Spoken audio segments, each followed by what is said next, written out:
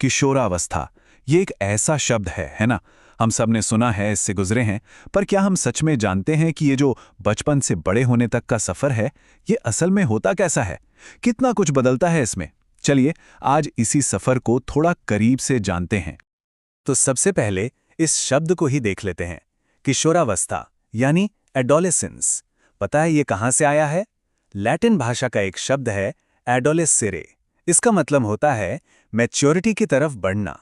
तो ये शब्द अपने आप में ही सब कुछ बता देता है। ये एक तरह का पुल है बचपन से जवानी के बीच का। तो इस पूरे सफ़र को समझने के लिए हम इन कुछ खास हिस्सों पर बात करेंगे। अच्छा, तो शुरू करते हैं। देखिए, किशोरावस्था को सिर्फ उम्र के ब्रैकेट में नहीं बांध सकते कि भाई 11 या 13 से 21 साल। नहीं, ये उससे कहीं ज्यादा है। ये वो दौर है जब कोई ना तो बच्चा रह जाता है और ना ही पूरी तरह से बड़ा होता है। एक बीच की अवस्था है। और इसी वजह से, जैसा कि कहा जाता है, ये दौर बड़े तनाव और अंदरूनी खींचतान का होता है, क्योंकि इस समय किशोर अपनी नई पहचान से, अपने बदलते हुए मैं से एक तरह से तालमेल बिठा रहे होते हैं। अब बात करते हैं उस बदलाव की जो सबसे पहले और सबसे साफ नजर आता है, यानी फिजिकल ट्रांसफॉर्मेशन। और ये जो बदलाव होते हैं ना, इनकी रफ्तार बहुत तेज होती है। और इसमें भी एक मजेदार बात है, ये जो ग्रोथ है, इसकी टाइमलाइन लड़कों और लड़कियों में थोड़ी अलग होती है। लड़कियों में ग्रोथ स्पर्ट अक्सर पहले शुरू हो जाता है, पर लड़के उनसे ज्यादा उम्र तक बढ़ते रहते हैं। और ये सिर्फ हाइट और वेट की बात नहीं है। शरीर का पूरा सिस्टम मैच्योर हो रहा होता है, हड्डियां मजबूत हो रही होती हैं, ब्रेन अपने अडल्ट साइज तक पहुंचता है, हमारी इंद्रियां मतलब हमारे सेंसेस पूरी तरह डेवलप हो जाते हैं। तो जितना बदलाव बाहर शरीर में हो रहा है, उतना ही या शायद उससे भी ज्यादा गहरा बदलाव अंदर यानी मन में हो रहा होता है। और इसी से सोचने के बिल्कुल नए दरवाजे खुलते हैं। अब सोचने का तरीका बदल जाता है। अब कोई भी प्रॉब्लम सामने आती है तो उसे सिर्फ ऊपरी तौर पर नहीं देखा जाता। अब दिमाग उसे logically step by step analyse कर सकता है। ऐसी चीजों के बारे में भी सोच सकता है जो सामने नहीं है। मतलब एब्स्ट्रैक्ट थिंकिंग शुरू हो जाती है। तो होता क्या है कि दिमाग में जैसे नए टूल्स आ जाते हैं। तर्क करने की शक्ति, फैसले लेने की ताकत, प्रॉब्लम सॉल्व करने की एबिलिटी, ये सब डेवलप होता है। और यही चीजें उन्हें अपने विचारों और कामों में ज्यादा आजादी देती हैं। अच्छा, तो अंदर की दुनिया तो बदल ही रही है। और जब अंदर इतना कुछ बदलता है तो बाहर की दुनिया कैसे वही रह सकती है?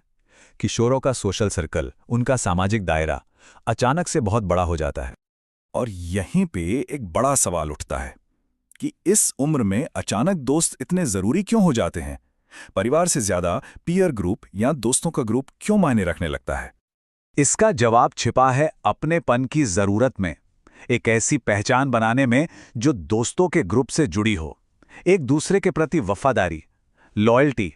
यही ग्रुप फिर उनके लिए सही गलत, उनके व्यवहार का सबसे बड़ा सोर्स बन जाता है।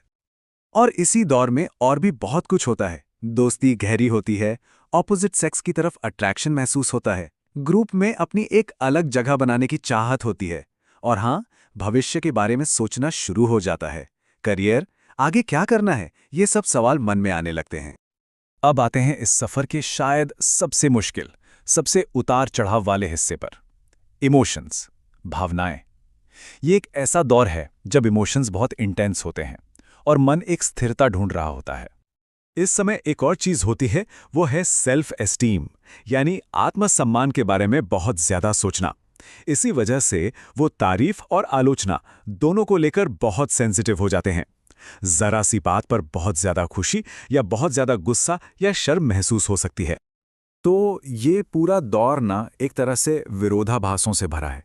एक तरफ इमोशंस बहुत तेज हैं, दूसरी तरफ वो धीरे धीरे स्टेबल भी हो रहे हैं। एक तरफ बहुत एनर्जी है, कुछ कर गुजरने का मन है, और दूसरी तरफ अपनी ही एक ख्यालों की दुनिया है जो असलियत से ज्यादा अच्छी लगती है। लेकिन ये जो पूरा बदलाव है, ये वैक्यूम में नहीं होता। मतलब ये अपने आप ही नहीं हो जाता।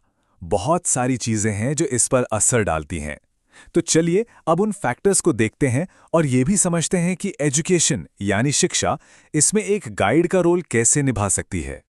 और यहां साफ दिखता है कि हर चीज एक दूसरे से कैसे जुड़ी है।